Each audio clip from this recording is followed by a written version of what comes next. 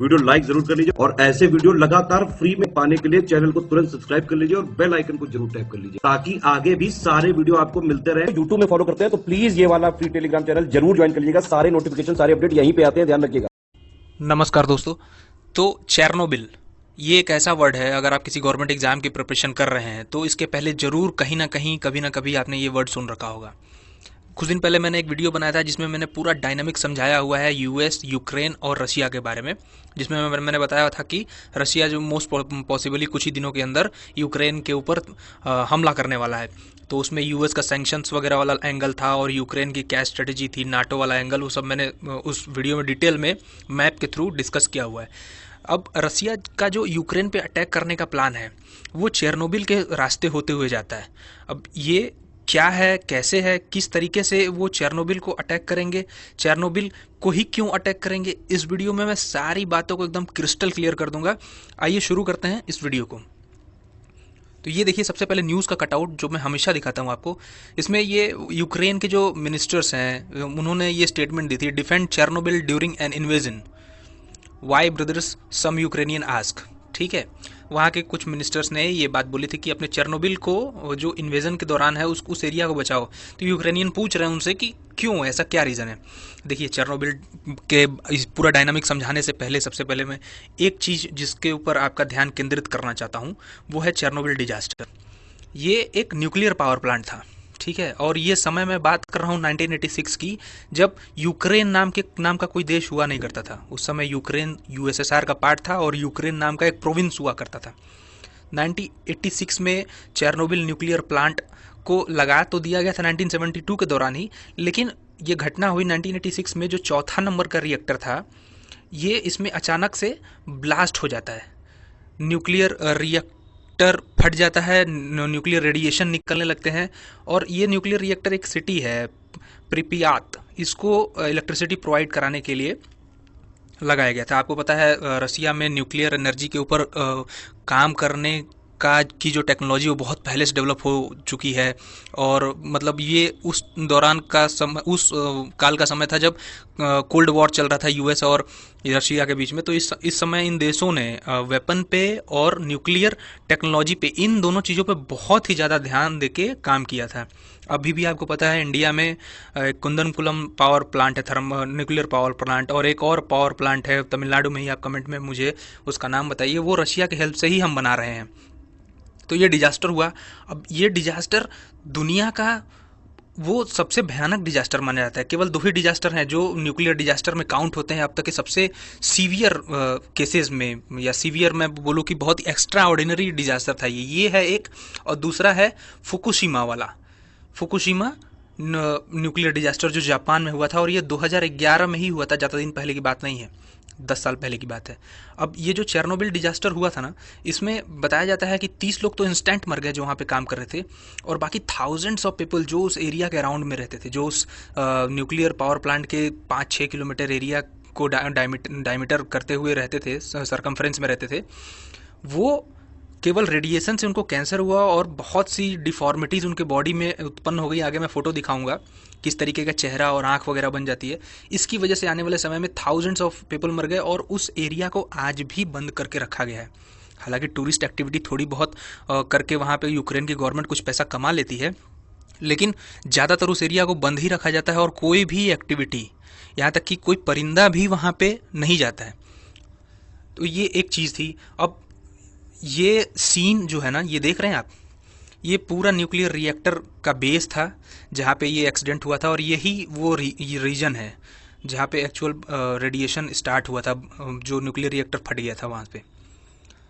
ये एरिया इतना वीराना हो चुका है कि यहाँ पे मतलब ये साफ सफाई रहने को तो छोड़ दीजिए, लोग यहाँ पे साफ सफाई करने के लिए भी, यहाँ पे देख रहे हैं आप कितने एसेट्स पड़े हुए हैं, अभी भी कितनी बिल्डिंगें बनी हुई हैं, यहाँ पे कोई देखने तक नहीं जाता। और यूक्रेन की गवर्नमेंट अभी तक ये कहती है कि हम इतनी, उनके पास कैपेबिलिटी नहीं है, कैपेसिटी नहीं है कि वो जो इस एरिया में रेडिएशन फैला हुआ है इस पूरे शहर में, ये तो मैं बहुत छोटा सा पिक्चर दिखा रहा हूँ एक लोकेशन का जहाँ पे रिएक्टर था, वो बोलते हैं कि जो ये पूरा शहर है इसमें जो रेडिएशन फैला हुआ है उसको अभी तक हम साफ़ नहीं कर पाए हैं, और आने वाले 20-30 सालों तक साफ़ नहीं कर पाएंगे। ये देखिए, ये कुछ डिफॉर्मिटीज़ हैं जो कॉज हो जाती हैं। आपको कुछ एबनॉर्मल दिख ही रहा होगा इनके चेहरे में। ये most probably father and daughter हैं ये, जो उस डिजास्टर के शिकार हुए थे। ये वहाँ के ऑफिशियल वेबसाइट से मिला है, जो यूक्रेन का चेर्नोबिल न्यूक्लियर डिजास्टर की वेबसाइट है जिसके बारे में इंफॉर्मेशन दिया हुआ है। तो ऐसी कंडीशन हो जाती है वहाँ पे।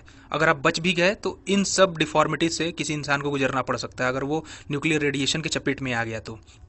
अब जो सबसे बड़ा सवाल है कि रशिया क्यों पहले चेर्नोबिल को कब्जा करना चाहता है, तो देखिए उसको बताने से पहले मैं आपको मैप के थ्रू कुछ समझा देता हूँ। ये देखिए, ये है पूरा पार्ट जो है ये यूक्रेन है, ठीक है, और ये नीचे ब्लैक सी है और ये सी ऑफ अजोव है। और ये जो रीजन देख रहे हैं जहाँ पे मैं ये पॉइंटर घुमा रहा हूँ, ये जो है रशिया का पार्ट है क्रीमिया, जिसको यूक्रेन का पार्ट है क्रीमिया, जिसको रशिया ने 2014 में हथिया लिया था। तो अभी इसमें केवल यूक्रेन का इतना ही पार्ट शो कर रहा है। अच्छा, एक स्टैटिक पोर्शन है, नॉलेज है यहाँ पे, आप देखिए इसको ध्यान से। डैनिपर रिवर जो है ना, ये ब्लैक सी से रिलीज होती है, मतलब निकलती है, और ये पूरा यूक्रेन को डिवाइड करते हुए हाफ में ऊपर बेलारूस तक जाती है। ये कीव है उसका कैपिटल यूक्रेन का, और यही वो सेंटर है जहाँ पे चेर्नोबिल न्यूक्लियर डिजास्टर हुआ था। अब देखिए, इतिहास गवाह रहा है, आप अगर हिस्ट्री पढ़े हुए हैं तो आपको ये पता होगा कि कोई भी सल्तनत, कोई भी एम्पायर, उसका जो पावर का मेन सेंटर होता है ना, वो उसका कैपिटल होता है। तो अगर किसी भी कंट्री के कैपिटल को इवन आज के टाइम में भी कोई कंट्री कैप्चर कर लेती है तो पूरा का पूरा सिस्टम जो है ना हिल जाता है और वो सरेंडर कर जाता है। अब इंडिया के उसमें भी देख लीजिए आप, दिल्ली जो हमारा रीजन है वो कितना सेंसिटिव रीजन है, और उसको कितनी हाई सिक्योरिटी प्रोवाइड की हुई है हमारी सेंट्रल गवर्नमेंट ने दिल्ली के अराउंड में। तो कोई भी कंट्री, उसका सेंटर अगर किसी कंट्री ने या किसी मिलिटेंट ऑर्गेनाइजेशन या टेररिस्ट ऑर्गेनाइजेशन ने कैप्चर कर लिया, तो आप समझिए कि उस कंट्री की नस उसने पकड़ ली और बस उसको दबाने की देर है, पूरी कंट्री सरेंडर हो जाती है। पूरी आर्म्ड फोर्सेज और जितने भी वहाँ पे एडमिनिस्ट्रेटिव मशीनरीज हैं सब खत्म हो जाते हैं और सब उनके अकॉर्डिंग चलने लगते हैं जिन्होंने इसको कैप्चर किया है। तो अब आपको समझ में आ रहा होगा कि चेर्नोबिल पे क्यों अटैक करना चाहते हैं। देखिए, दो रीज़न है। एक तो चेर्नोबिल का जो डिस्टेंस है वो कीव से, जो उसकी कैपिटल है, बहुत नज़दीक है, ठीक है। दूसरा, जो चेर्नोबिल वाला एरिया है ना, वो इतना वीराना है इस वक्त, वहाँ पे कोई नहीं है। तो रशियन आर्मी को यहाँ पे खड़ा करने में रशिया को कोई भी दिक्कत नहीं होगी यूक्रेन के बॉर्डर के अंदर, क्योंकि यहाँ पे खुद यूक्रेन की आर्मी भी नहीं जाती है। अब आपके दिमाग में एक सवाल आ रहा होगा कि सर, रशिया का बॉर्डर तो यहीं तक है, ये तो बेलारूस से होके मिलता है, अब अगर रशिया को आना होगा तो इधर से आएगा, तो फिर बात तो वही पड़ गई, इतना लंबा पड़ गया। देखिए, बेलारूस जो ऐसी कंट्री है ना, बेलारूस के लीडर को पिछले साल most corrupt leader of the world का अवार्ड मिला था। आप मुझे कमेंट बॉक्स में बताइए इनका नाम क्या है। ये बहुत ही ज़्यादा प्रो रशिया है, मतलब आप समझिए कि रशिया, आप ऐसे कह सकते हैं कि रशिया ने एक मॉडल्ड किंग ही बैठा दिया हुआ है बेलारूस में। तो जैसे रशिया बोलता है वैसे ये करते हैं। तो डेंजर ये है यहाँ पे कि जब चेर्नोबिल को अटैक करना होगा तो रशियन और यूक्रेनियन, ये बेलारूस की फोर्स दोनों एक साथ चेर्नोबिल पे अटैक करेंगी और फिर उसके बाद ये कीव को कब्जा कर लेंगी। ये ग्रैंड प्लान है रशिया का, ठीक है। अब एक क्वेश्चन ये दिमाग में आता है कि जब रशिया यहाँ पे आ सकता है तो यूक्रेनियन आर्मी यहाँ पे क्यों नहीं जा सकती। देखिए, ऑफ कोर्स जा सकती है। अब अगर ये अच्छी इनकी स्ट्रेटजी रही, यूक्रेनियन आर्मी की और यूक्रेनियन गवर्नमेंट की अच्छी स्ट्रेटजी रही, तो ये चाहे तो रशियन आर्मी को यहीं भी फंसा के रख दें और आने वाले कुछ समय में उनकी हालत रेडिएशन की वजह से वैसे ही ख़राब हो जाएगी। लेकिन इतनी इफिशियंट आर्मी है नहीं इनके देश की, और रशिया के मुकाबले कुछ भी नहीं है। तो अगर रशियन आर्मी इतनी एडवांस मिलिट्री है वर्ल्ड में कि वो अगर चाहे तो यहाँ पे अपना बेस क्रिएट करके कुछ समय बिताने के बाद भी वो कीव पे आक्रमण कर सकते हैं। उनके पास इतने इक्विपमेंट्स हैं और प्रोटेक्शन गियर्स वगैरह हैं कि उनको अगर कुछ समय के लिए ठहर भी जाते हैं तो ज़्यादा हार्म नहीं होगा।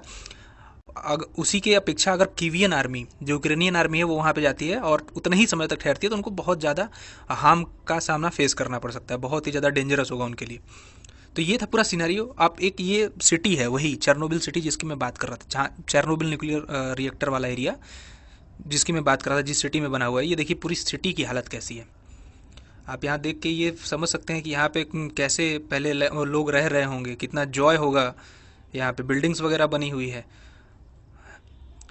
तो आप ये देख रहे थे video study for civil services पर। मेरा नाम है Nitesh Singh. I am signing off. Thank you.